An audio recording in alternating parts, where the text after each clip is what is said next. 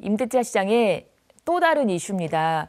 월세가 계속해서 오르고 있어요. 이 시장 분위기 한번 더 살펴봐야 될 것 같거든요. 네. 그렇죠. 이 단순히 임대차 이뿐만이 문제가 아니고 네. 지금 어떤 상황이냐면 월세가 고공행진을 하고 있어요. 특히 서울 지역 같은 경우는 방 한 칸에 그야말로 67만 원 평균가입니다. 이것이 굉장히 문제라고 볼 수 있겠습니다. 네, 그래서 그 얘기를 자세히 한번 살펴보도록 하겠습니다.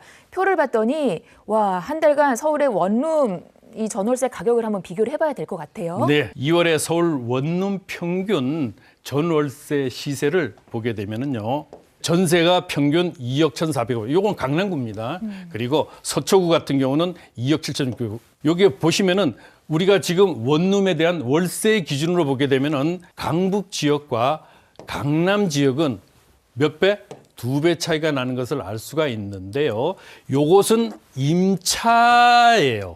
임차인데 실제로 매매 가격은 4배 내지 5배 차이가 난단 말입니다. 실제로 강남에 거주하는 사람 입장에서 월세가 싸다, 또 전세가 싸다 이렇게 말할 수 있는 거예요. 자, 그러면 이런 부분들이 중요한 것이 아니고 실제로 2015년부터 2024년까지 원룸의 월세 가격을 보게 되면 이 당시는 49만 원이었어요. 2024년에 바로 69만 원, 70만 원에 가깝고 강남은 100만 원에 가깝습니다. 100만 원에. 100만 원에 가까운데 평균가예요. 서울의 평균가입니다. 자, 여기서부터 여기까지 41% 정도가 상승을 했어요. 상승을. 2022년을 기준으로 놓고 보면 이때 얼마였느냐? 56만 원이었습니다. 자, 이게 무엇을 말하는 걸까요? 이 기간 동안 2015년부터 2022년까지 7년간은 불과 1년에 약 1.8% 정도밖에 상승하지 않아서 이 기간 동안에는 약 14.8%가 상승을 했어요. 14.8%가 상승을 했는데 2022년부터 2024년 요 2년 동안에 24점. 자, 상승률이 24.3%, 56만 원에서 69만 원까지 오르게 됐습니다. 1년에 12% 이상이 상승했다는 겁니다. 그러면 이 원인이 무엇일까요? 바로 부동산 시장의 공급 부족이 첫 번째 요인이고요. 공급 요인이고 두 번째는 임차인들의 여러 가지의 문제가 있지만은 실제로 금리 인상 그리고 부동산 시장이 좋지 않아서 그렇습니다. PF 문제 발생했죠. 그다음에 오피스텔 주거로 인정함으로 해서 많은 분들이 외면했죠. 생활형 숙박시설 문제점으로 대두됐죠. 그리고 다세대, 바로 빌라왕 사태로 인해서 역전세난이 심화된 다세대 주택, 이 모든 것들이 전부 대체적으로 1인 가구로 구성되어지는 문제점들이 나타나게 됐습니다.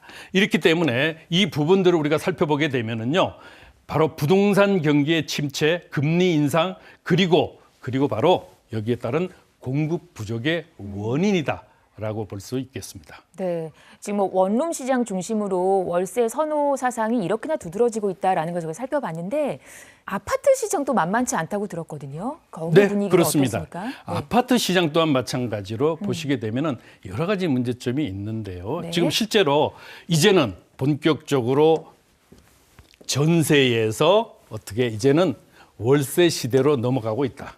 이미 50%를 넘었습니다. 더구나 1인 가구 비율이 서울의 경우 24%를 넘어서고 있고요. 2인 가구를 포함하게 되면은 60%를 넘어서고 있습니다. 현재 대체적으로 전월세 시장이라든가 원룸 시장을 보게 되면은 전세에서 월세로 전환되는 이런 내용들을 우리가 많이 이 신문지에서 보게 됩니다. 자, 이 전월세에서 특히 여기서 주목해야 되는 것은 강남 상구예요. 자, 이 강남 상구를 보게 되면은요, 송파구가 물론 가장 많습니다만은 여기 전체에 16,570세대 중에 전체적으로 약 3,960세대 정도가 60세대가 강남 3구에 있다는 거. 강남 상구에 바로 월세, 아파트 월세로 전환이 된 내용입니다. 이렇게 돼 있는 이 정도의 약 24% 정도가 되거든요. 자, 전체 25개 자치구 중에 3개구가 차지하는 전세에서 월세의 비중도가 높은 것이 바로 이를 단적으로 말해주고 있습니다.